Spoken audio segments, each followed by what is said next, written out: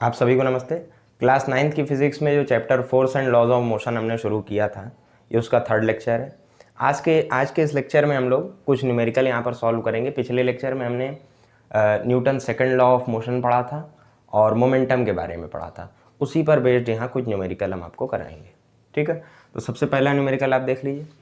Which would require a greater force accelerating a 2 kg mass at 4 metre per second square और a 4 kg mass at 2 metre per second square.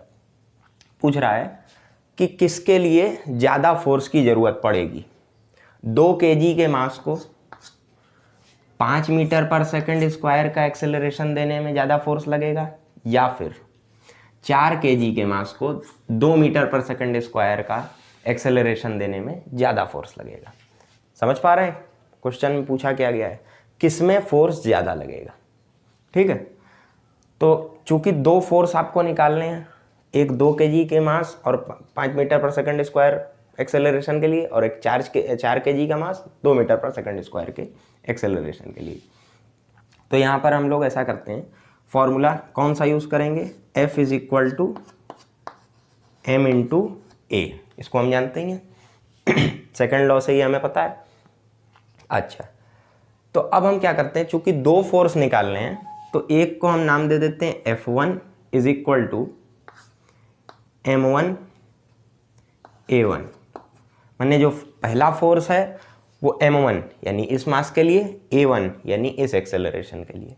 वहीं दूसरा वाला जो force होगा नाम देते हैं F2 इज इक्वल टू दूसरे मास M2 के लिए, जिस पर कोई दूसरा एक्सेलरेशन A2 लग रहा होगा। ठीक है, फर्क कर सके हम, इसलिए F1 is equal to M1 A1, F2 is equal to M2 A2, इस तरह से लिखने का ये तरीका होता है। ठीक है, अब हम लोग फोर्स निकाल लेते हैं। तो F1 क्या आएगा, M1 यहाँ पर 2 है और A1 5 है, तो F1 आ गया आपका 10 न्यूटन।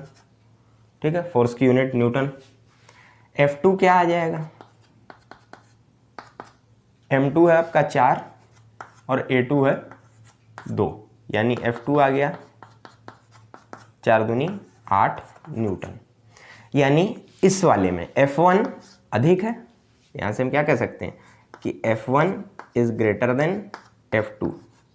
F1 क्या है, बड़ा है, तो F1 बड़ा है, यानी कि 2 kg के मास को 5 metre per second square acceleration देने के लिए आपको ज़्यादा फोर्स लगाना होगा, अगर आप इससे कंपेयर करें तो। ठीक है, तो ये एक क्वेश्चन था। उम्मीद है इसको पहले आपने सॉल्व किया होगा। अगर कर लिया तो बहुत अच्छी बात, नहीं कर पाए तो जो कमी रह गई उसको यहाँ से मिला लीजिए। ठीक है, अब हम लोग अगला क्वेश्चन लेते हैं। हाँ, तो अब हम यहाँ पर ले रहे हैं दूसरा क्वेश्चन। देखिए क्वेश्चन क्या है, a force of 5 newton gives a mass M1 and acceleration of 10 metre per second square and a mass M2 and acceleration of 5 metre per second square. ठीक है, what acceleration would it give if both the masses were tied together. देखिए question का क्या रहा है, a force of 5 Newton यानी 5 Newton का एक फोर्स लगाया जाता है किसी M1 मास पर। ठीक है, उससे कितना एक्सेलरेशन मिलता है, 10 मीटर पर सेकेंड स्क्वायर का। वही सेम फोर्स किसी दूसरे M2 मास पर लगाया जाता है और एक्सेलरेशन मिलता है 20 मीटर पर सेकेंड स्क्वायर का।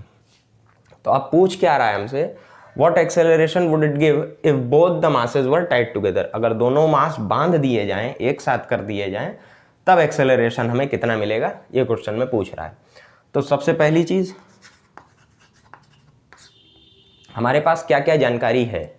हमको बताया गया है कि F फोर्स लग रहा है किस पर, M1 मास पर, जिससे हमें एक्सेलरेशन मिल रहा है 10 मीटर पर सेकेंड स्क्वायर का। ठीक है, तो 10 लिख सकते हैं। कैसे किया, F is equal to m से। ठीक है, पिछला क्वेश्चन भी इसी से किया था। F is equal to M1 into 10 हो जाएगा। ठीक है, F क्या है, 5 न्यूटन। लिख लीजिए, ऐसे करके लिख लीजिए, M1 A1। ठीक है, F क्या है, 5। ठीक है, M1 क्या है, M1 नहीं पता, कोई बात नहीं। A1 क्या है, 10। तो यहाँ से हमें क्या मिला कि m1 जो है वो है 5/10, मतलब 1/2, यूनिट क्या हो जाएगी, kg। ठीक है भाई। फिर वही फोर्स F लगता है m2 A2 के लिए। F क्या है, 5 न्यूटन। m2 क्या है, नहीं पता, फिर नहीं पता, कोई बात नहीं। इस पर एक्सेलरेशन कितना मिलता है, 20 मीटर पर सेकेंड इसमें, तो ठीक है, कोई बात नहीं। यहाँ से m2 हमें क्या मिल जाएगा, m2 इज इक्वल टू 5/20 यानी 1/4, यूनिट क्या होगी, kg। ठीक है। अब हमें m1 और m2 तो मिले, ठीक है, क्योंकि पहली स्थिति क्या थी कि 5 न्यूटन का फोर्स लगेगा, ठीक है, दोनों मास एक साथ बांध दिए गए हैं, ठीक है। एक्सेलरेशन बताना है। अब हमको फोर्स तो पता है, लेकिन दोनों मास अलग अलग कितनी वैल्यू रखते हैं, उनका मैग्नीट्यूड क्या है, एक साथ कर देने पर वो जुड़ जाएंगे मास, जाहिर सी बात है कि जुड़ जाएगा, लेकिन अलग अलग कितना है तब पता होगा तब ना जोड़ेंगे, तो हमने पहले अलग अलग के लिए निकाल लिया। ठीक है। अब देखते हैं, अब क्या कर सकते हैं, वही F is equal to m1 plus m2, क्योंकि दोनों मास एक साथ कर दिए गए और एक्सेलरेशन हमें पता नहीं है। ठीक है। यहां पर इसको A को A डैश कर दो चाहे, ठीक है। अब देखो, अब क्या करेंगे, तो A dash is equal to क्या हो जाएगा, F/m1 प्लस m2,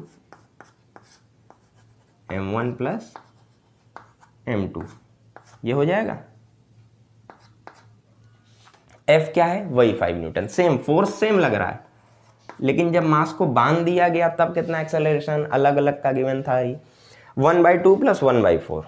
ठीक है, इसको आप जोड़ लेंगे, हमें यहाँ तक उम्मीद है जोड़ना आता होगा। ये हो जाएगा 5/3/4। ठीक है, इसको करेंगे तो 20/3 हो जाएगा। इसको करेंगे कैलकुलेट तो 6.67 आएगा अप्रॉक्स, और एक्सेलरेशन कैलकुलेट कर रहे हैं तो यूनिट हो जाएगी metre per second square.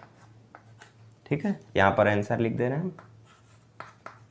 Answer क्या है आपका, 6.67 metre per second square.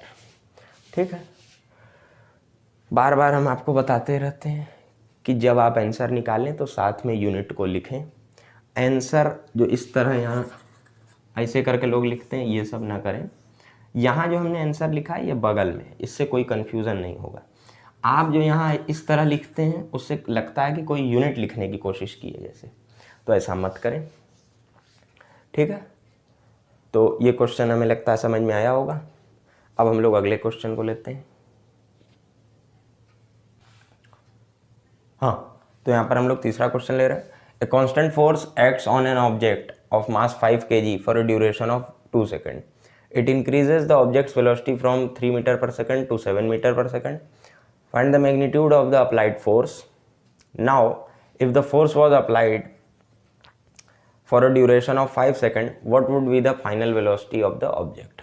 Question देखिए, दो चीज़ें आपसे पूछ रहा है, यहाँ तक एक है, फिर दूसरी यहाँ से। पहला क्या है, एक कांस्टेंट फोर्स, एक कांस्टेंट फोर्स लग रहा है किस पर, 5 kg के मास पर 2 सेकंड के लिए, जो कि क्या इफेक्ट कर रहा है भाई, फोर्स लगा है, तो हमने आपको पहले ही बताया हुआ है, फोर्स लगेगा तो एक्सेलरेशन आएगा, वेलोसिटी में चेंज आएगा। इट इंक्रीजेज द ऑब्जेक्ट, यानी वेलोसिटी को ऑब्जेक्ट्स वेलोसिटी को बढ़ा रहा है। ठीक है, from 3 metre to 7 metre per second, यानी 3 मीटर पर सेकेंड से 7 मीटर पर सेकेंड का इंक्रीज आ रहा है। तो आपको निकालना क्या है, find the magnitude of the applied force. अब बताइए कि 5 kg के मास पर अगर 2 सेकंड तक कोई फोर्स लगाया जाए जो कि उसकी 3 मीटर पर सेकंड की इनिशियल वेलोसिटी को 7 मीटर पर सेकंड की वेलोसिटी तक पहुंचा दे 2 सेकंड में, तो उस फोर्स का मैग्नीट्यूड कितना है, फोर्स की वैल्यू कितनी है, कैसे निकाल सकते हैं। एक बार आप खुद ट्राई करिए तो बेहतर होगा, नहीं तो देखिए हम क्या जानते हैं, F इज इक्वल टू होता है m into change in velocity with respect to time. भाई एक्सेलरेशन क्या है, f is equal to m a, हम जानते हैं, ये जानते होंगे आप, f is equal to m a तो जानते होंगे सेकंड लॉ से, ठीक है। f को यूं ही रहने दीजिए, m को भी रहने दीजिए, ये क्या जानते हैं, change in velocity with respect to time, तो वही लिखा। क्यों वही लिखा, क्योंकि हमारे पास m है, t है, u है और v है। क्या क्या है, m है 5 kg, u है 3 मीटर पर सेकंड, 3 मीटर से, और फाइनल क्या हुई 7 मीटर पर सेकंड। कितनी देर तक t क्या था, कितनी देर तक फोर्स लगा, तो 2 सेकंड के लिए लगा, t is equal to 2 second. अब आप फॉर्मूले में पुट करिए, देखिए आंसर आपको मिल जाएगा। m क्या 5 इंटू v यानी 7, u 3, t 2 सेकंड के लिए लगा था, कैलकुलेट कर लीजिए। तो 5 इंटू क्या आ जाएगा, 7 माइनस 3 4, 4/2 2, 5 इंटू 2 10। अगर आप नहीं समझ पाए तो खुद एक बार कैलकुलेट करके देखिए। फिर क्या पूछता है, now if the force was applied for a duration of 5 second. अब समय बढ़ा दिया, यही फोर्स अगर 5 सेकंड तक के लिए लगा दिया जाए तब फाइनल वेलोसिटी ऑब्जेक्ट की क्या होगी। ठीक है, कहां पर किया जाए, इस तरफ कर लेते हैं। ठीक है, सेकंड पार्ट हम इधर करवा देते हैं। देखिए भाई, फोर्स वही है 10 न्यूटन का, या लिख लीजिए आप, F is equal to m v minus u upon t. अब इस वाले के लिए देख लें आप, m आपका वही का वही है 5 kg, ठीक है। फिर v, ये तो आपसे पूछा ही है कि फाइनल वेलोसिटी क्या होगी। u क्या है, u को देखिए फिर से यहाँ पर 3 लेंगे, ठीक है, 3 मीटर पर सेकेंड। t क्या है 5 सेकेंड, आपकी ड्यूरेशन बढ़ा दी है, 5 सेकेंड तक फोर्स लगाया जा रहा है। फोर्स F क्या है, क्योंकि ये पता है, ये पता है, ये पता है, सॉरी ये पता है, ये नहीं पता है, ये तो पूछा है।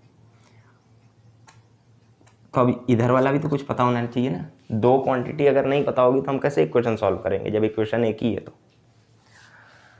तो F अभी अभी हमने निकाला 10 न्यूटन, तो F is equal to 10 newton हम पुट कर देंगे। ठीक, यहाँ पर पुट कर दीजिए, 10 इज इक्वल टू m क्या था 5, v नहीं पता, माइनस u क्या है 3, ड्यूरेशन बढ़ा के 5 सेकंड कर दी गई है। ये 5 से ये 5 गया, 10 is equal to v minus 3, v क्या आ जाएगा यहाँ से 10 प्लस 3 13, यूनिट हो जाएगी मीटर पर सेकेंड, क्योंकि वेलोसिटी है। ठीक है, उम्मीद है कि आपको ये क्वेश्चन समझ में आया होगा। इसी प्रकार के और भी क्वेश्चन आपको बुक में आपकी मिलेंगे। हमने यहाँ पर आपको 3 क्वेश्चन कराए हैं, वहाँ और क्वेश्चन हैं। तो अब कुछ क्वेश्चंस आप खुद भी बुक में ट्राई करें, नहीं तो अगले वीडियो में बाकी क्वेश्चन आपको करा दिए जाएंगे। ठीक है, आज हम लोगों ने 3 क्वेश्चन किए। पिछले लेक्चर में जो भी चीज़ें पढ़ी थी, सेकंड लॉ पढ़ा, मोमेंटम के बारे में पढ़ा, उस पर बेस्ड आज यहाँ पर क्वेश्चंस थे। उम्मीद है कि आपको सब कुछ समझ में आया होगा। पढ़ते रहिए, रिवाइज करते रहिए। फिर मिलेंगे अगले लेक्चर में। तब तक के लिए आप सभी को धन्यवाद।